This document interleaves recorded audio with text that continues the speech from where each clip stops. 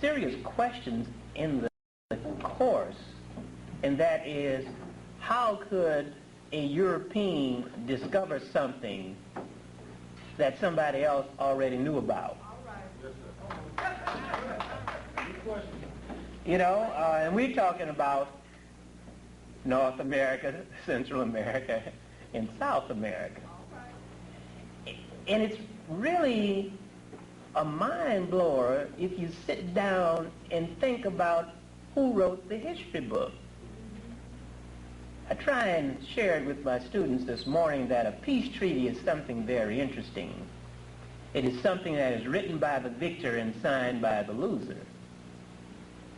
History isn't that much different either. The agreed upon fable, propaganda. But when you look at it in the final analysis, the history that we have been taught in North America, specifically the United States, is propaganda. And propaganda is not a bad word, particularly when you understand its purpose. Its purpose is to maintain and perpetuate European values. But you see, what we must do, and what Dr. Van Sertima is going to do, is to show you that European values are fine. But when we look at the Western Hemisphere, we will become fully aware that there are some people here before Europeans. Way before Europeans. And they left their calling cards. You understand what I'm trying to say? And so hence when we start talking about the good old folks, the Europeans, and we begin to name them Columbus and Balboa, and I call them the conquistadors, which means that they were conquerors, and thieves. We're going to find out very, very clearly that they just happened to get here, trying to get somewhere else. So I'm not going to tell you what all Dr. Van Sertima is going to say, because I'm sure he can say it much better than I. But I would like to give you some information about Dr. Van Sertima. He's born in Guyana, South America, educated at the School of Oriental and African Studies, London University, and the Rutgers Graduate School, and holds degrees in African Studies, Linguistics, and Anthropology. He's a literary critic, a linguist, an anthropologist, and he's made a name for himself in all three fields. As a critic, he is the author of Caribbean Writer, a collection of critical essays on the Caribbean novel. He is also the author of several major literary reviews published in Denmark, India, Britain, and the United States. He was honored for his work in this field by being asked by the Nobel Committee of the Swedish Academy to nominate candidates for the Nobel Prize in Literature from 1976 to 1980. As a linguist, he has published essays on the dialect of the Sea Islands off the Georgia coast. He is also the compiler of a Swahili dictionary of legal terms based on his fieldwork in Tanzania, East Africa. He is also the author of They Came Before Columbus, The African Presence in Ancient America, which was published by Random House in 1977 and is now in its 10th printing. It was published in French in 1981, and in the same year was awarded the Clarence L. Holt Prize, a prize awarded every 2 years for a work of excellence in literature and the humanities relating to the cultural heritage of African and the African diaspora. Professor Van Sertima is an associate professor of African Studies at Rutgers University in New Jersey, and editor of the Journal of African Civilization. He was also visiting professor at Princeton University from 1981 through 1983. Please join me in giving Professor Van Sertima a royal welcome.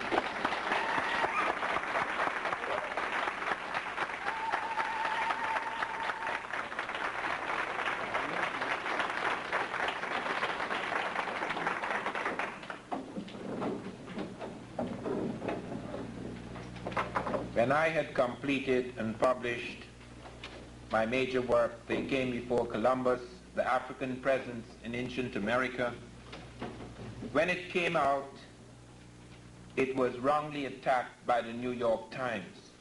The New York Times spent 3 pages of its book review claiming that this work was a fraud and that I was a myth maker. They had chosen the Walt Disney Professor of Archaeology in Cambridge University in order to make this attack. I learned earlier from sources in the New York Times that when the review was sent into the New York Times was amazed by the fact that it had not a single argument against me. They had to return it to the critic and say, apart from the vituperation, could you make a point or two that shows that it is a myth? And he made the point that I had mixed up step pyramids with true pyramids, which in fact is not true, because they have x-rayed the pyramids and they have found steps inside of the true pyramids. In other words, the step remains at the core of the structure. But that is not what amazed me so much. What amazed me is that the New York Times had gone over all the American reviewers, people who had done serious work in American prehistory, people who had done serious work in Africa, to pick a man who had never done work in either field, a man who for the last 10 years before he wrote this review was writing novels in the genre of Ellery Queen, who had never visited these archaeological sites and was merely a Britisher attacking a colonial. This is at the root of a great deal of things, because the colonization of man in the Americas and in Africa does not stop with slavery or second-class citizenship. We are not speaking of these bonds which we appear to have broken. We are speaking of chains from which we are not yet free. We are speaking of the colonization of the imagination. And it became clear to me, after looking at those attacks and after being involved in that controversy for many years, it became clear to me how absolutely vital it was that we should have a new school of historians. How vitally necessary it was that we should have a forum through which we could express, through which we could reveal the facts of history. We have that school today. It is in its beginnings, but it is making a tremendous impact.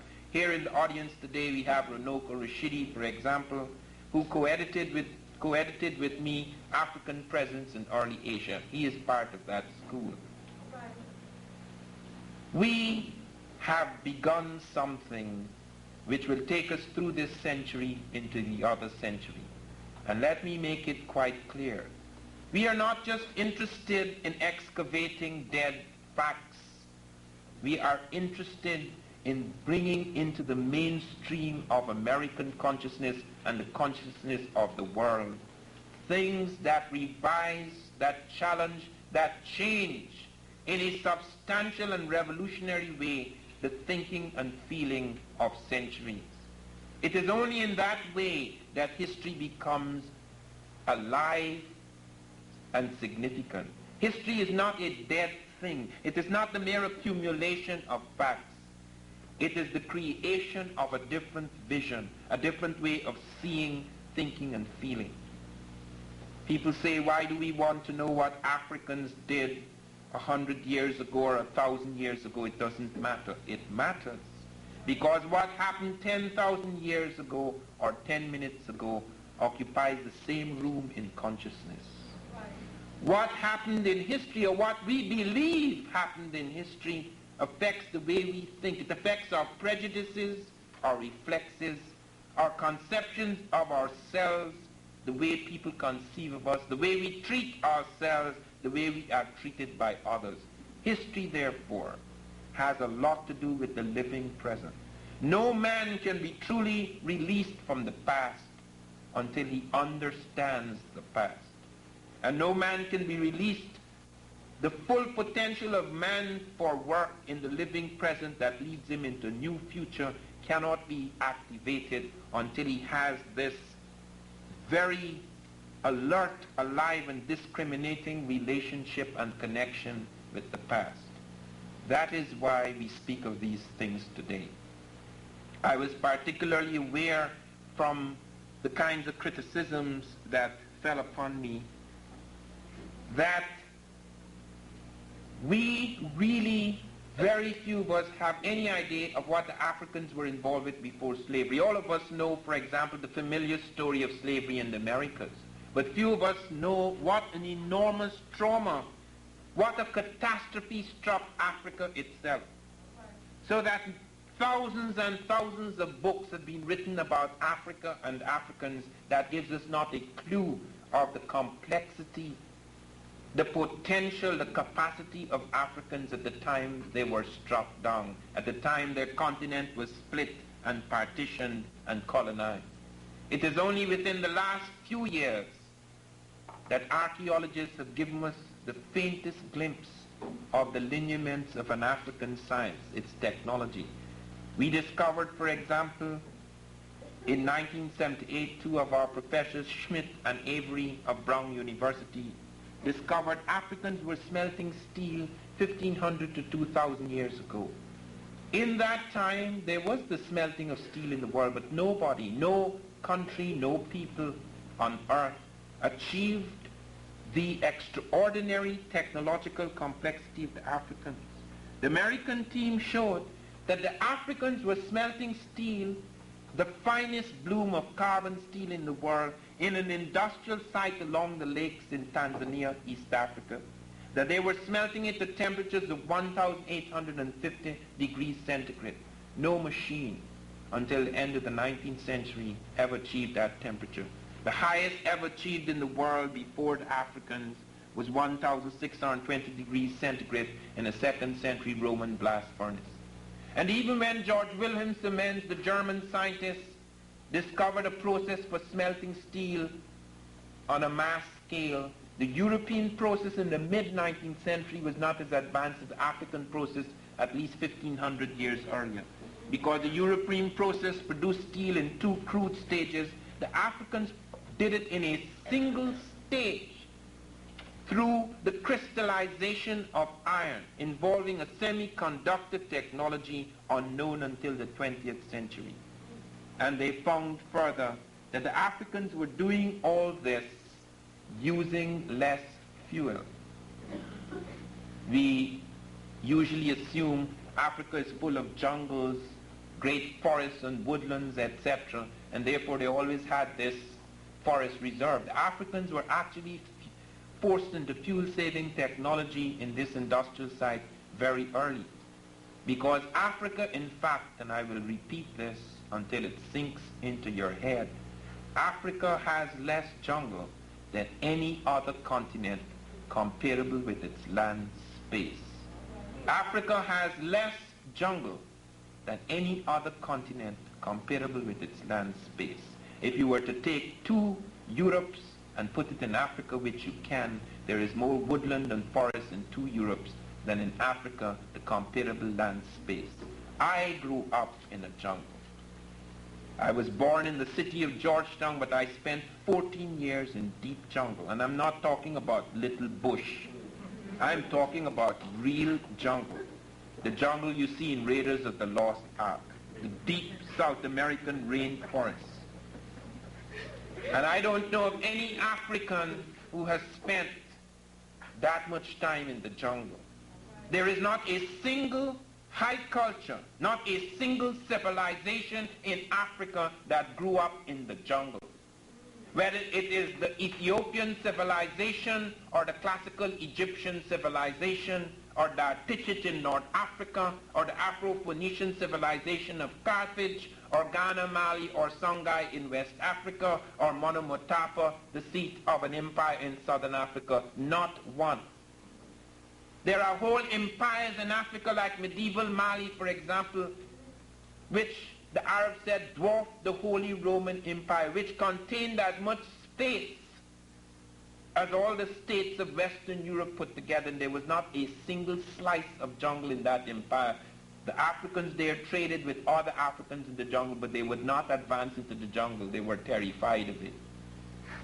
The reason why we have so many thousands of books on African jungle, apart from Tarzan, the reason why we have so many books on Africans in the jungle, or little primitives, or rural tribesmen on scratching or living on the edge or periphery of civilization, is because the core and center of African civilizations receded into shadow while its broken bones were put on spectacular display.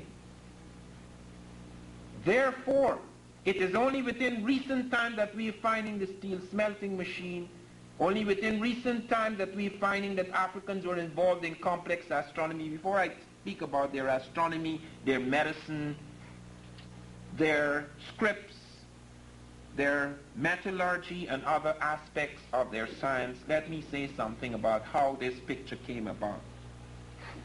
Africa literally disintegrated under centuries of onslaught from without. Not only America, and most of us have no idea of what America was. When I was growing up as a boy, I grew up among primitive Native Americans. I had no idea then, as I grew up amongst them, that behind me lay the heights of Machu Picchu, a city carved out of sheer rock, calling for technological ingenuity unparalleled in the world. I had no idea of my cousins in Mexico. It was Cortez, not Columbus, who gave us some idea of the technological complexity of the heartland of America. Columbus wandered among the primitives on the edge of America. Columbus never once set his foot on the American continent. On his third voyage, on August the 7th, 1498, 3 of his ships landed in South America. He did not come off the ship. He said he had arthritis. Did not come off the ship. Sent the landing party aboard, and a few days later, when he got into the Caribbean, he reported back on a mailboat to Spain that South America was an island, just as the landmass he had struck was an island, and just as he had reported earlier that Cuba was the continent, just as he reported earlier that he was in India, just as he reported earlier that the people were being called Caribs, when in fact Carib comes from Caraib, which means foreigner. They were calling the Spanish Caraib. These clowns, who knew nothing about linguistics or geography, or had no advanced science, stumbled into the Caribbean looking for gold, thinking they were in Asia. Columbus never saw the complexity of the Americans. It was Cortez, the first modern European of that Columbus era, who reported on what he saw in the core and heartland and center of American civilization. And Cortez said, and I quote him, "When I saw their pyramids and their palaces and their temples and their floating gardens, the chinampas, the most advanced agricultural technique then in the world, known only in medieval Ghana and Mexico, and their aqueducts and their reservoirs and their zoos and their running baths," there were very few running baths then in Europe, he said, "I have not seen its like anywhere." But what do we know of the American Indian? The edge, the periphery, the savages, the primitives. I grow up, I come to the city, I see movies for the first time. What do I see? I see these strange half-naked savages running about, woo, woo, woo, woo, woo. And there is John Wayne and Ronald Reagan picking them off from the shadow. Those are the images.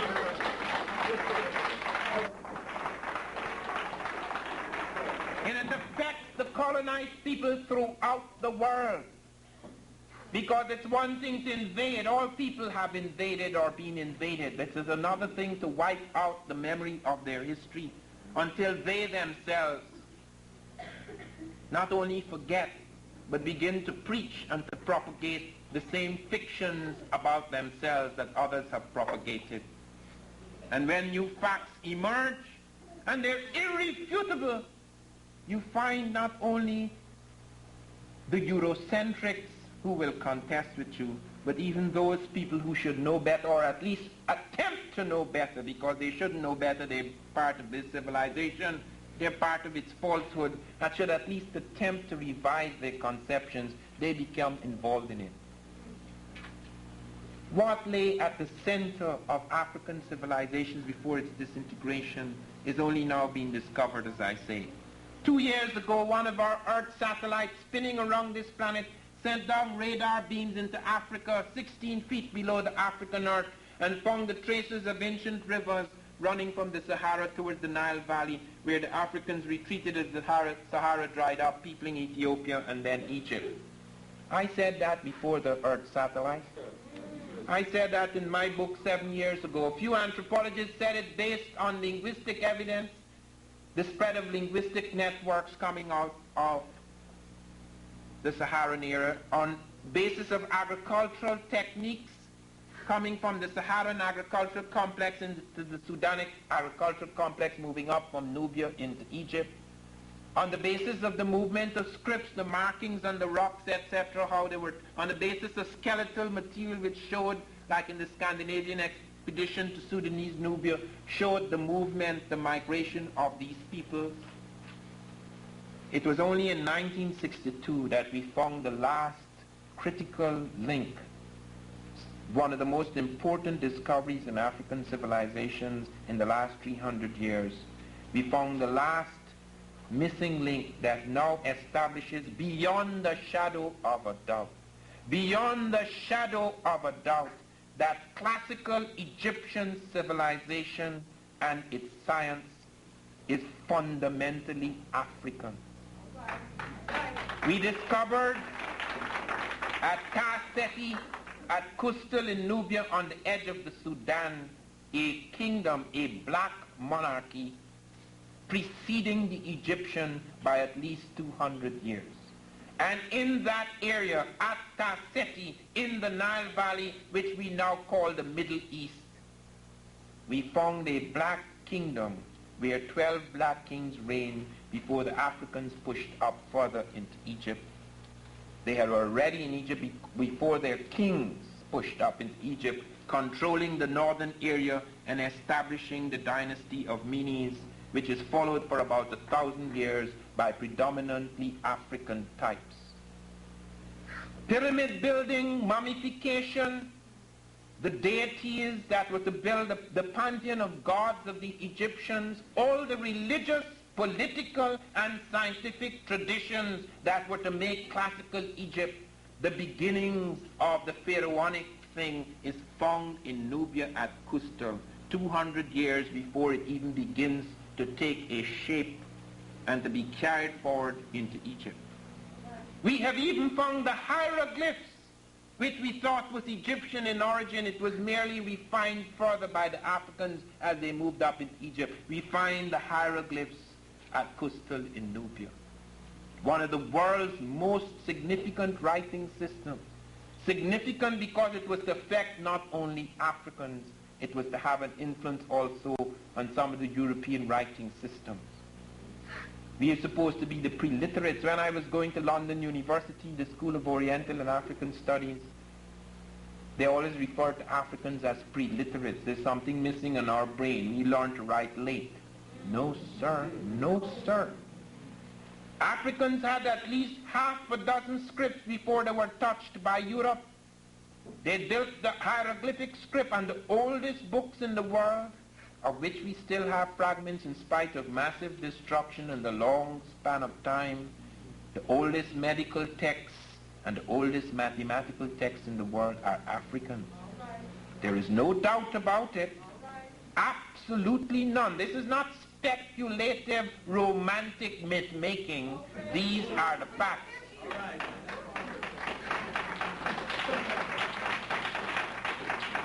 Not only did they have the hieroglyphic script, which we find originated among the blacks prior to their movement up with it into Egypt. They have found also the Meroitic script. We have found 800 and something texts in that. It has not yet been deciphered. We have the Akan script, both the drum script, which is highly complex, because the Africans are the only people who created drums that could mimic the human voice. So they have both a drum script in Akan as well as a written script in Akan. They have the Apaka script, which I found people in Suriname in 1981 were writing letters to their girlfriend in the Apaka script, which they had brought with them to the Americas. That was unusual because most Africans lost their scripts. Those who did have scripts lost them in the Middle Passage, but they had made the mistake of bringing a whole tribe, a whole body of people into Suriname. That's why they were able to revolt. They could communicate with each other, whereas the normal practice with slaves is that you separate them so they could start fighting among each other, or at least not have any proper communication.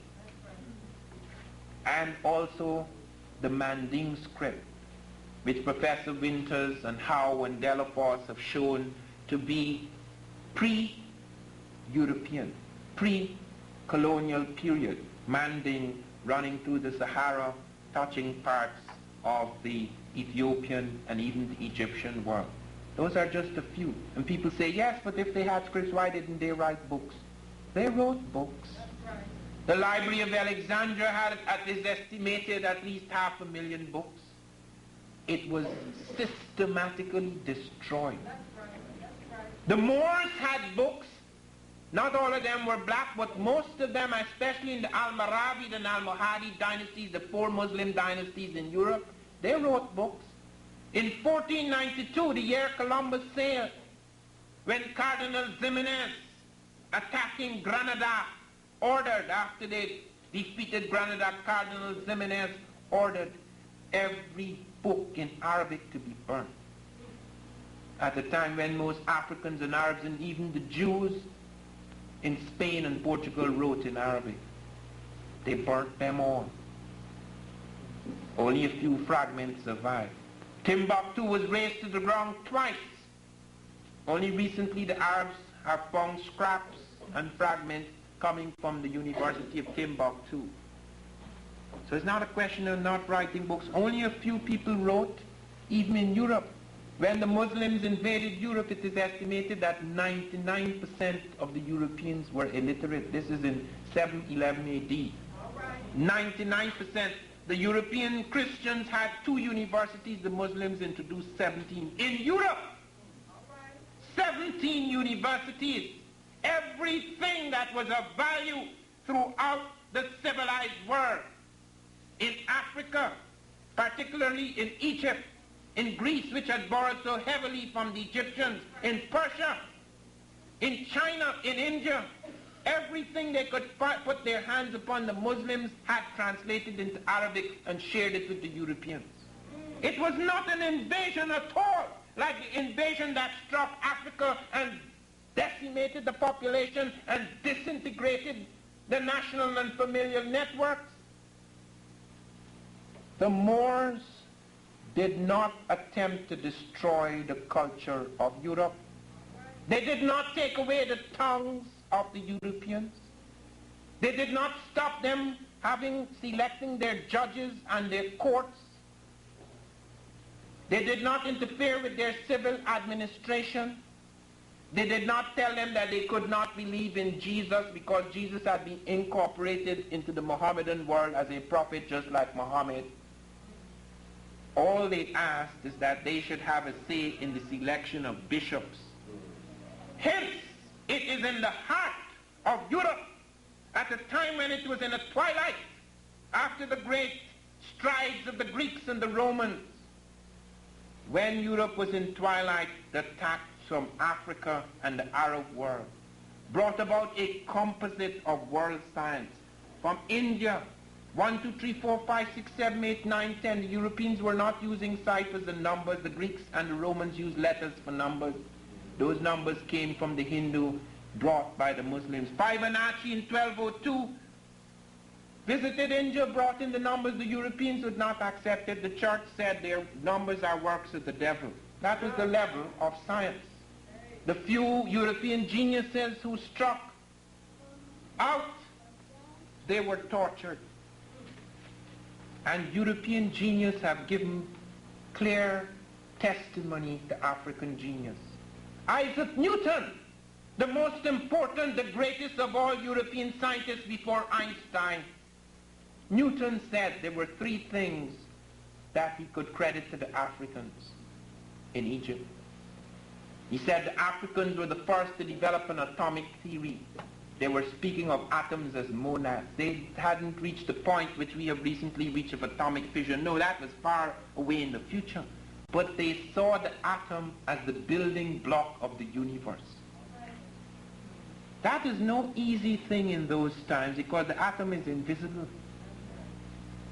He spoke of the heliocentric theory. He said they had already seen that they had already spoke of the planets spinning around the sun. They didn't plot all the planets. They knew of at least 5 of the 9 we talk about today. He said they knew about gravitation, that the harmony of the spheres which Pythagoras stole from the Egyptians. The Africans had worked that out. They knew the peculiar attraction of objects to a spinning body in the sky and the rotation and the orbit, the fixed orbits of planets, etc. They had all worked that out very, very early. When I spent some time at NASA informed me, NASA, you know, and these people had nothing, no axe to grind by telling me that. They told me that the Africans were the first to attempt to work on an aeroplane. That as early as 300 BC, the Africans had created a glider. We have no idea that it had an engine. It had some method of power. They saw the rudder was detached. They attached part of the tail fin to the rudder. It had a reverse dihedral wing shape. They were aware of the fact that it was heavier than air and yet it could fly through the air, a glider. 300 years before Christ, it is found at Saqqara. They are aware of the mathematics. People have said, even now they're finding that as they go back into history, it becomes blacker and blacker. They say that the Egyptian arithmetic, the Egyptian geometry and so forth, which they took because they had their own arithmetic, they took geometry, they had their own arithmetic, but yet they found the Egyptian arithmetic more accurate. It didn't come from people just sitting down and saying, well, an inch is a It came from looking at the sky. Everything that they learned from that cosmos, they put it into their work. They were the first to create the 24-hour day. They were the first, the Africans in Egypt were the first to create the precise measurement of the year, 365 and a quarter days. But whereas when it was taken over, we created a leap day every 4 years to deal with that quarter. The Africans created a true leap year every 1,460 years. And whereas we take that leap day, and we take the 5 days at the end of the year and spread it out, the Africans cut the year into 360 days. They made 5 festival days for the gods, and they were the first to create December the 25th as a holiday for the Christ figure. There was no Jesus then, but Jesus, the most remarkable of the Christ figures in the world, his birthday was taken from January the 6th and put on the African birthday, December the 25th. They had the 5 festival days for the gods, and they had 12 precise months of 30 days. When the Greeks and Romans took that over, they spread it out throughout the year. As a result, we have 28-day months, 29-day months, 30-day months, 31-day months. We need a rhyme in order to remember which is which.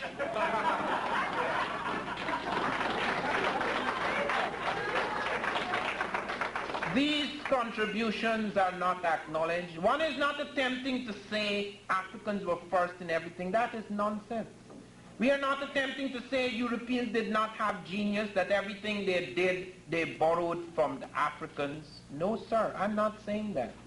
What I am saying is that we have been so colonized that the books we read, the films we see, The way we are taught is such that we have completely developed an amnesia of all of Africa's contribution. And all we know about is what Europe did, what it created, what it invented. We are the people who invented nothing, explored nothing.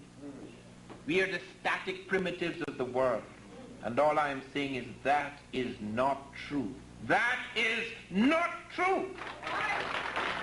And our civilization can never be altered, can never be changed, can never move away from the impact in which it stands today, because the third world, whether you ignore it or not, whether you deny it or not, whether you seek to crush it or not, whether you seek to sustain its enslavement or not, the world cannot progress beyond its present impasse, its horror, unless we begin to learn again what really happened in the world, and to give credit where credit is due, and to have a different conception of the human being regardless of the race or color of that human.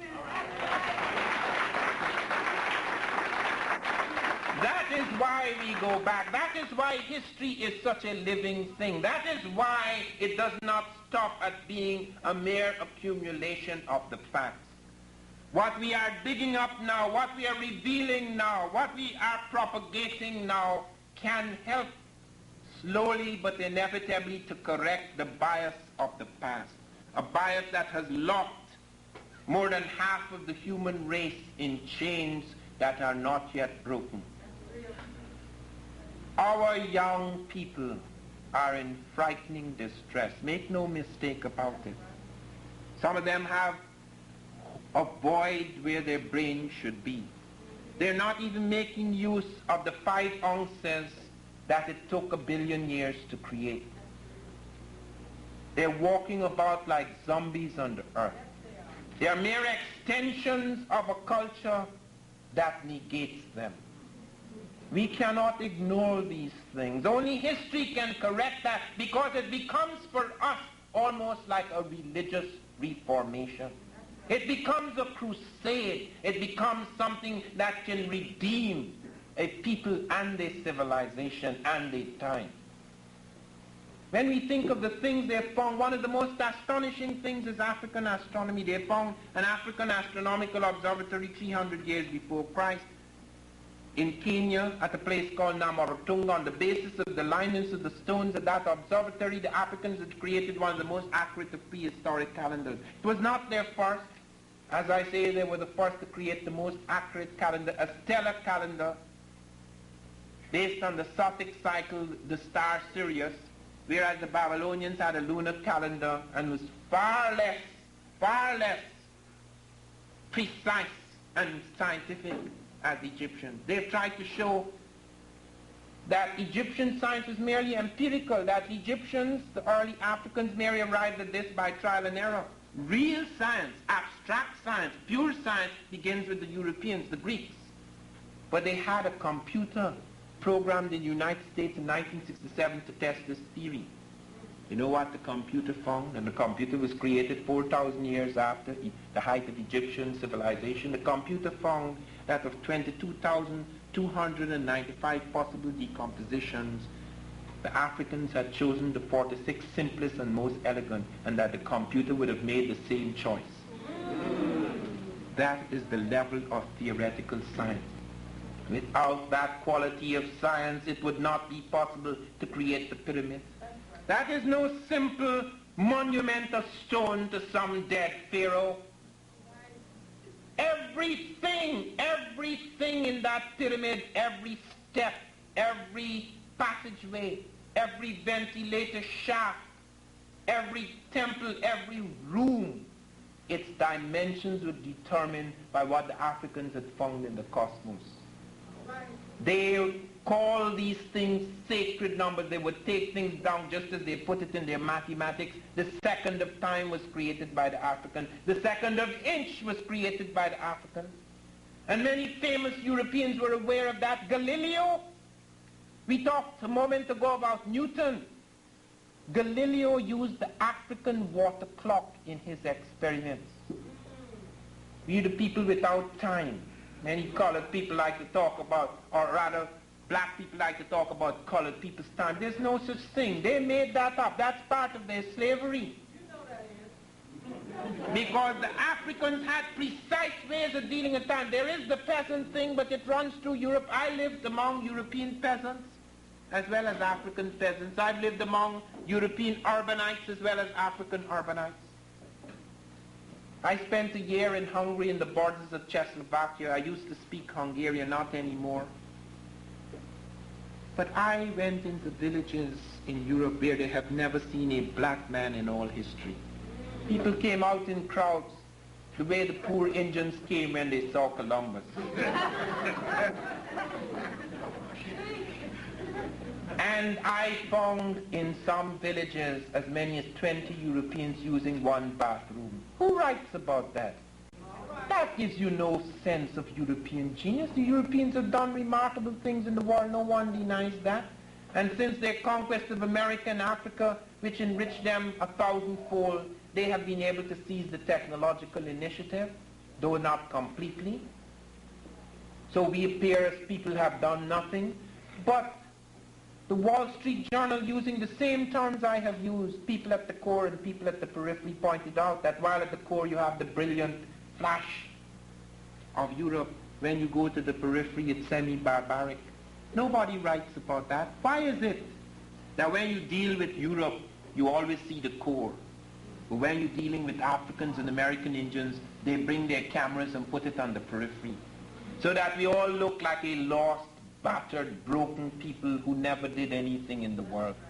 So that when they found the Dogon plotting an invisible star 7 centuries before European astronomers, discovering a 50-year elliptical orbit and an orbit of 1 year on its own axis, discovering a dwarf nova which we only discovered from the Einstein orbiting satellite 2 years ago, dancing the orbit right up to 1990, and we find that the orbit they plotted 7 years ago, our best machines plotted a few years ago, they're identical. You know what they said, Kenneth Brecht at MIT? You know what he said? The Africans have no business knowing any of this. And he's bloody right. The Africans, as we have been made to think they were, have no business knowing anything. But when we find that, we cannot explain it. We can't explain it because we have conceived of these people in a certain way. The Russians have pointed out that the Africans have had telescopes. Some years ago, on December the 4th, 1975, I took up the op-ed page of the New York Times. I don't think anybody was ever given 3/4 of a page on the New York Times. That was the first time that any black got that opportunity. I had some friends then. There was a battle for 5 weeks as to whether they should publish my article. It was headed Archaeology Discovery of an African Presence in America. The New York Times put the subhead, Bad News for Columbus, Perhaps. There was no perhaps about it. It was just simply bad news.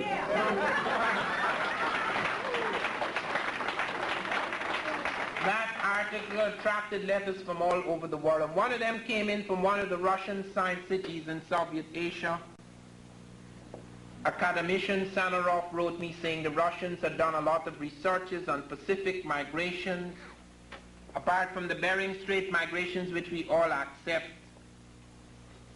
during the Ice Age and so forth. We have evidences of Chinese and Japanese coming into America from the side, the Pacific side. I had mentioned the Japanese, German pottery, Valdivian period, etc. in Ecuador. But the Russians said they had never thought of even dealing with Atlantic migrations because the Russians, until recently, have been very affected by Western propaganda. Though they did not, they did not have colonials. I mean, they have colonized Eastern Europe, but they did not have black colonials. So they knew nothing about Africa. And when Vavilov, the Russian botanist, studied agricultural systems in the world, he left out Africa. Now we find that the Sudanic and Saharan agricultural systems are the earliest in the world. But they started this dialogue. It started at first with great distrust. The Russians are very careful. They have to be careful. The scientists have to be careful of their government. Their government have to be careful with people outside. So he would write me on big postcards. Okay. And during the dialogue in which I shared my researches, etc., and there is now a negotiation for a Russian edition of They Came Before Columbus, because it's time they learn about that too.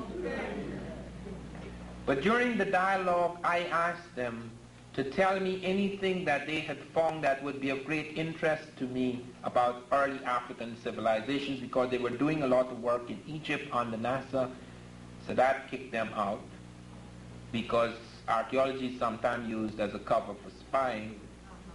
But they said that one of their scientists, Volosimo, discovered perfectly ground spherical crystal lenses in ancient Egypt, indicating clearly that Africans could have built early telescopes. Galileo said so. Now we know, because either the Dogon got it from the Egyptians or they developed their own. It is true that the African eye has a different shutter speed. Because of the intensities of light in those areas, when I was a boy, I can't do it now. When I was a boy, I could see 7 miles across the water to markings on the quarry rocks across in Essequibo. It is something that I become aware of in the industrial world, that people do not have ears and eyes and noses as I do. For example, I regret having a sharp ear, because I've often heard people talking about me behind my back. That ear was trained not to pick up things like that. It was trained in order to tell the distinction between the breaking of a twig and the slithering of a snake. If you can't tell that from 6 feet away, you will not be in the jungle for very long. I could tell, for example, by looking at the water as I rafted down the river, I could tell by looking at the water whether the current was too deep for me to dive in, whether there were tiger fish below, because if you can't tell from the water what is going on below, you jump off of your raft, you may never rise again. Okay, so all of those things as a primitive I appreciate. I am not dismissing the primitive, but I am saying that you cannot go to the primitive to learn about what is happening in the civilization. That is the reason why we miss so many things. Take medicine. That is one of the most awesome things about Africans. The Africans did incredible things in medicine. Let me just touch the Egyptians first and then deal with Africans outside of Egypt. The Egyptians were the first, according to Herodotus, to have specialists for every organ. They were the first to have pharmacies, because we found standardized doses. They were the first to have a state medicine. Their doctors were paid by the state. And we have found 10 medical texts. In spite of massive destruction, 10 medical texts survive. The Ebers Papyrus and the Edwin Smith Papyrus, 1500 BC, 2600 BC. And do you know one of them is in New York?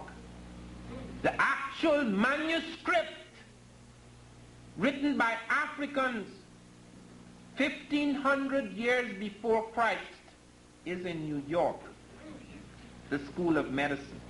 And do you know what chapters they had in that manuscript? Chapters on helminthiasis, ophthalmology, gynecology, pregnancy, diagnosis, treatment of abscesses and burns, study of the pulse, diagnostic percussion, notes on circulation, the blood, little things like fractures of the clavicle and dislocation of the mandible, which Hippocrates lifted and put in his books. Harmony of opposites, all those theories were worked out. There was only one chapter in magic. I know we are famous for magic. Why don't we know of these things? Because when people study Africa, they like the exotic. All of my professors, as I like to say, at the School of Oriental and African Studies, the one school in the world which I understand has more professors than students, they were all world authorities on something. World authorities on what? I had such a profound reverence for my professors until I began to realize that to be a world authority in something, if it is very small, doesn't mean very much. World authorities and wooga-boogas and luga-boogas. Who the hell cares? You could study the wooga-booga until you're blue in the face. You cannot arrive at any vision of African possibility and potential. You cannot arrive at any vision of African complexity. Thus we have thousands of books in Africa that are absolutely waste. Absolute waste. You cannot extrapolate from one little primitive tribe what is happening at the center and heartland of a civilization. The Journal of African Civilizations makes a serious departure because I take the primitive off center stage and put the brilliant African, the quintessential African, into the center where he belongs. And only by doing that can we have a balance achieved. Only by doing that can we have a new scientific objectivity. Only by doing that can we face and challenge seriously the myth of biological inferiority, because these myths still persist. They persist because people could say, what have you done? You know, Kirkpatrick asked that of Baldwin some years ago. What has the Negro ever done for civilization? He hasn't the foggiest idea of this so-called civilization. Is a composite. It is not European, Western civilization. The Greeks could not have gone where they had gone without the Egyptians. Every major Greek scholar, Thales of Miletus, Democritus, Pythagoras, Eudoxus, Anaximander, Anaximenes, Heraclitus, Plato, Aristotle, all of them studied in Africa.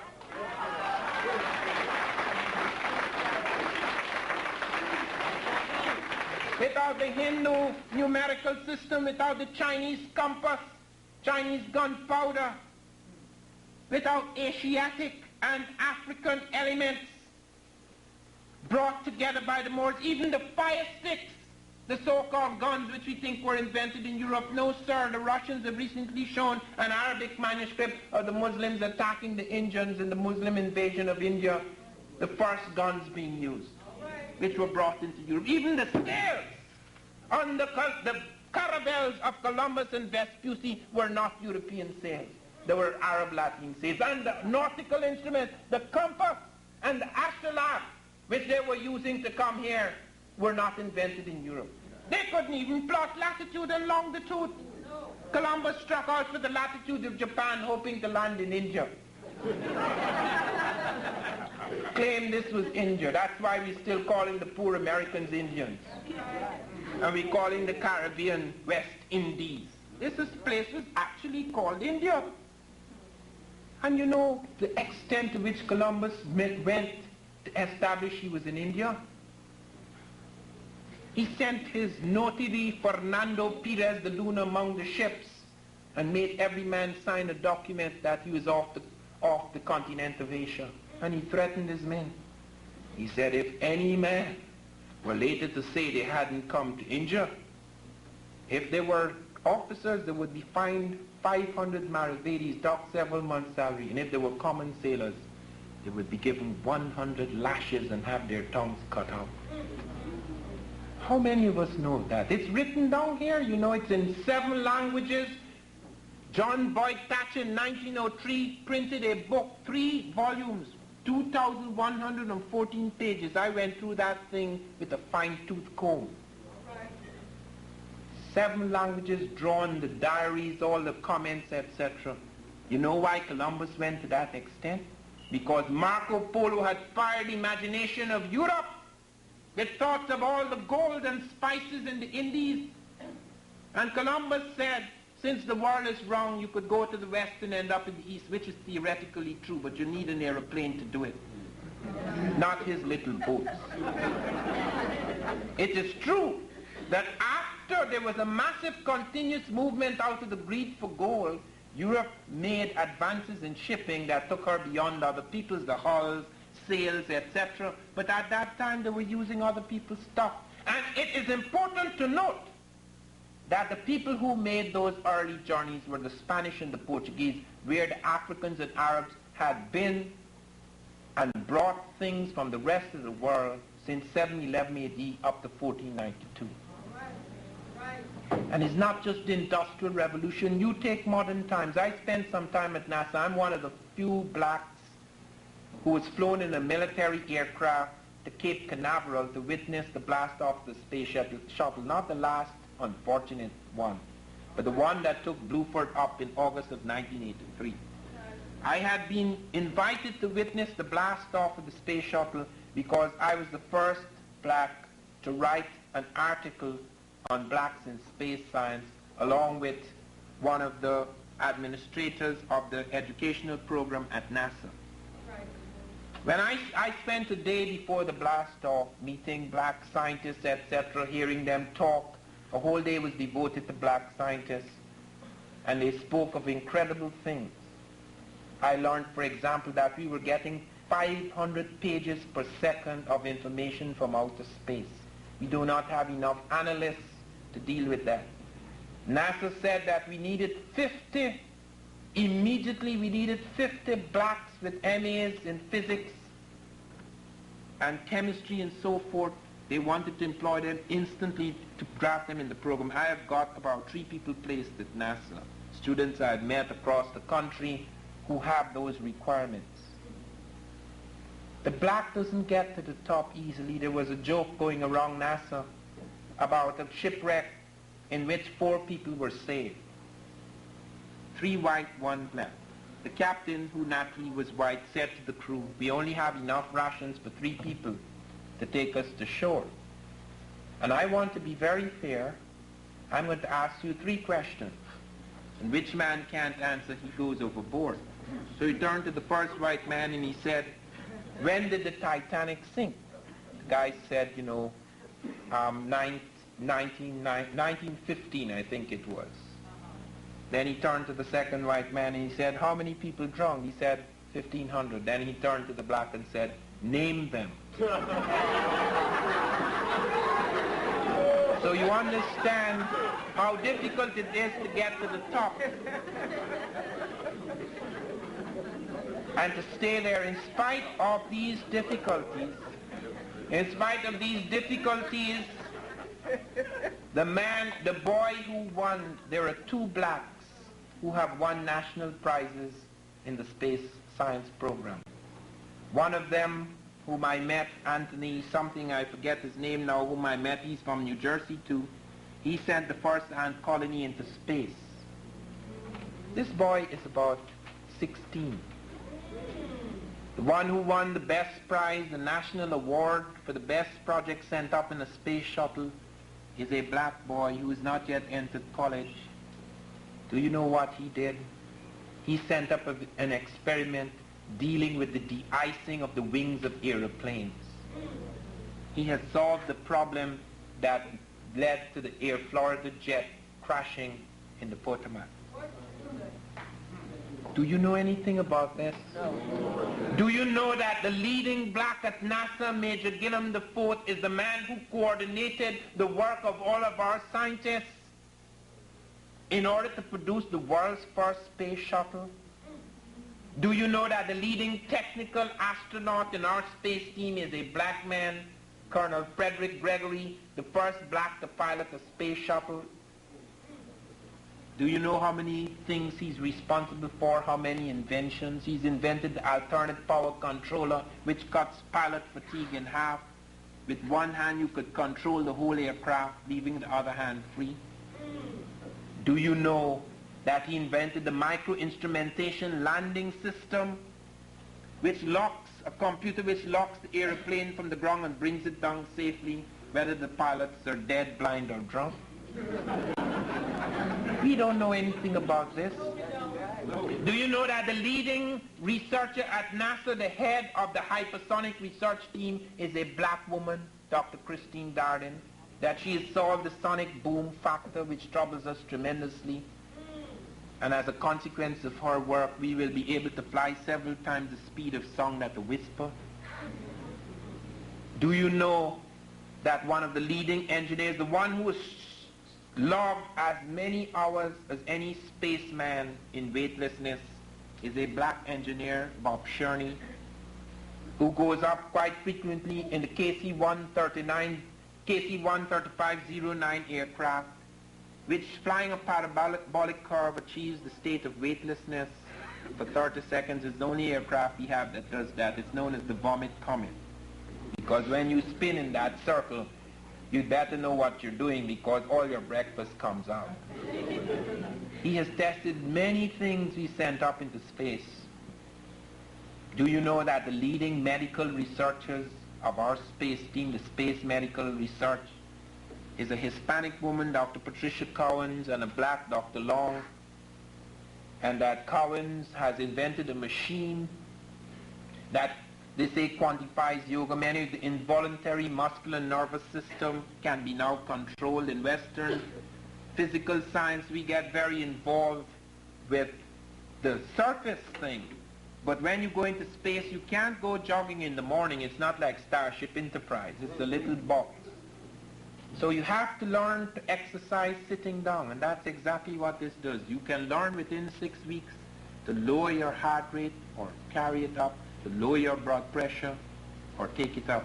Something, a spin-off so critical to hypertension problems on Earth.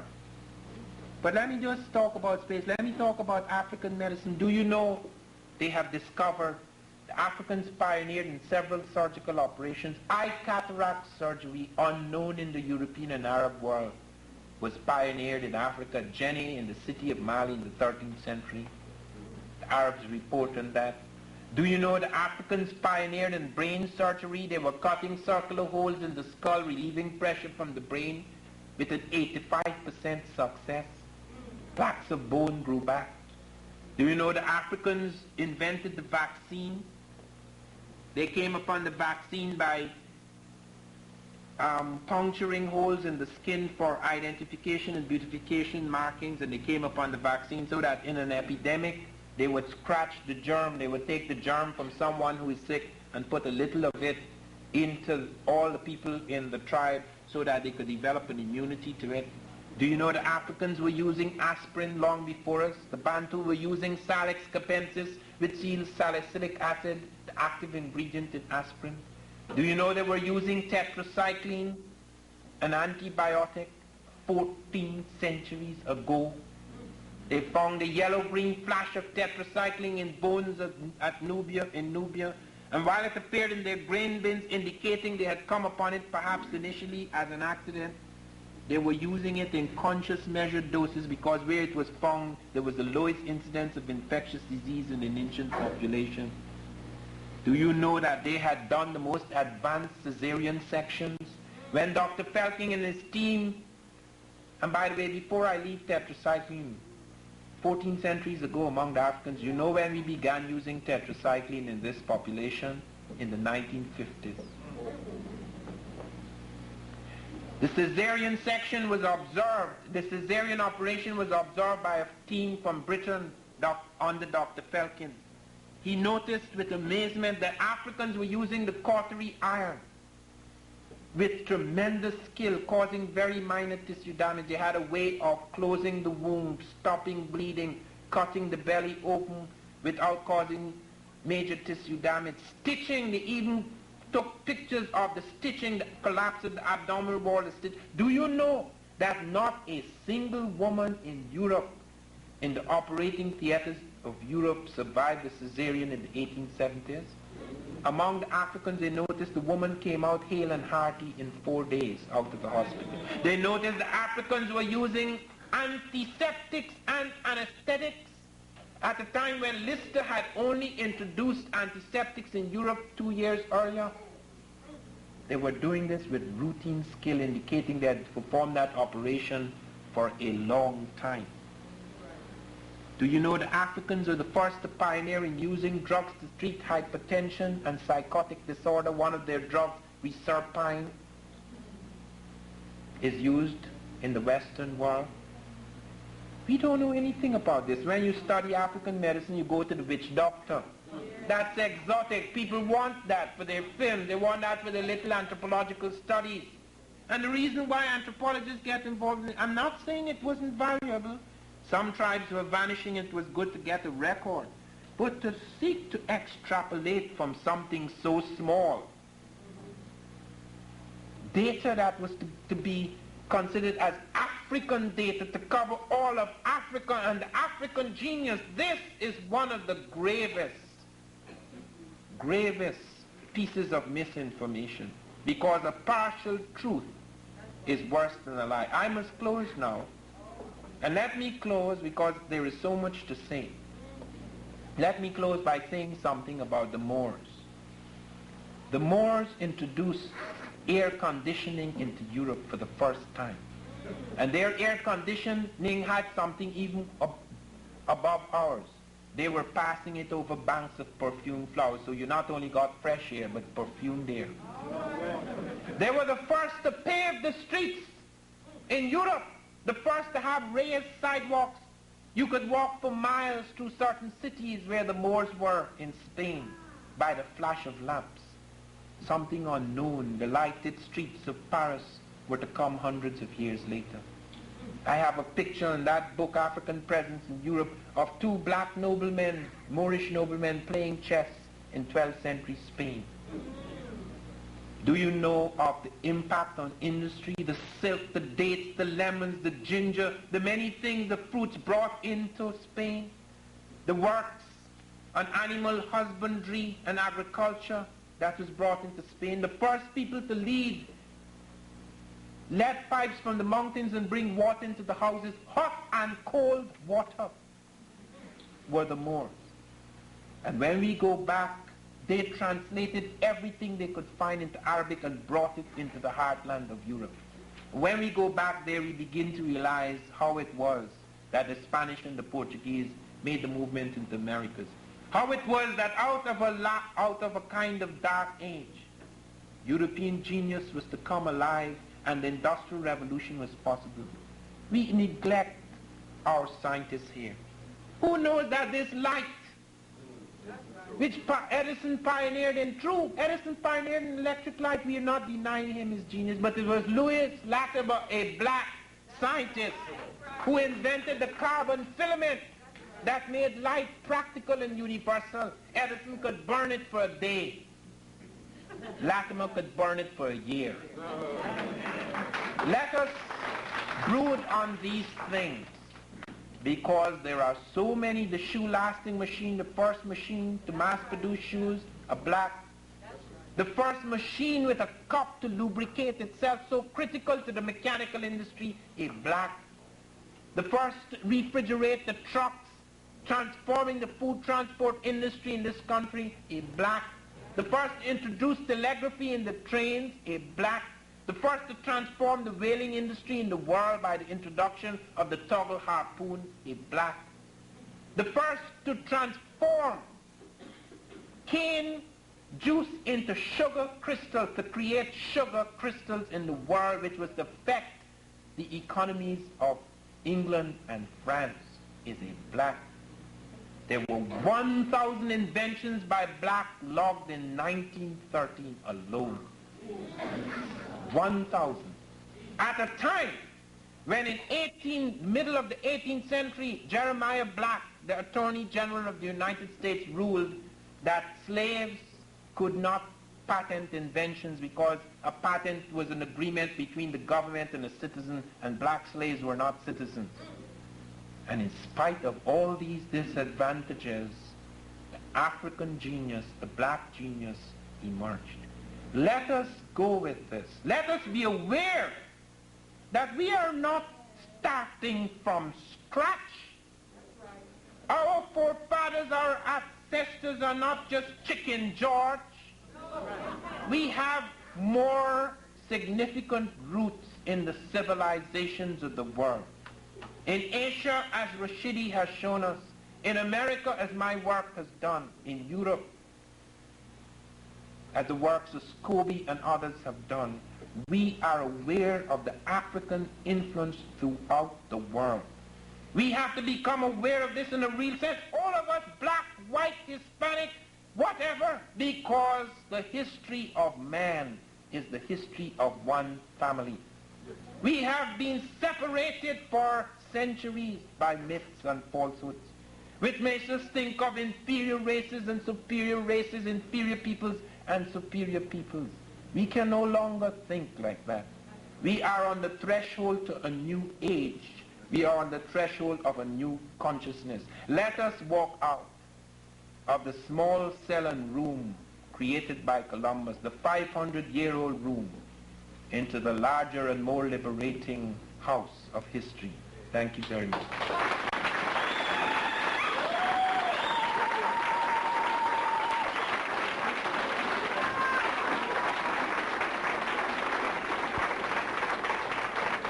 Before you go, there's a couple of things I'd like to say. First of all, if you're interested in this subject, and I know you are, Professor Van Sertima brought some of his work here.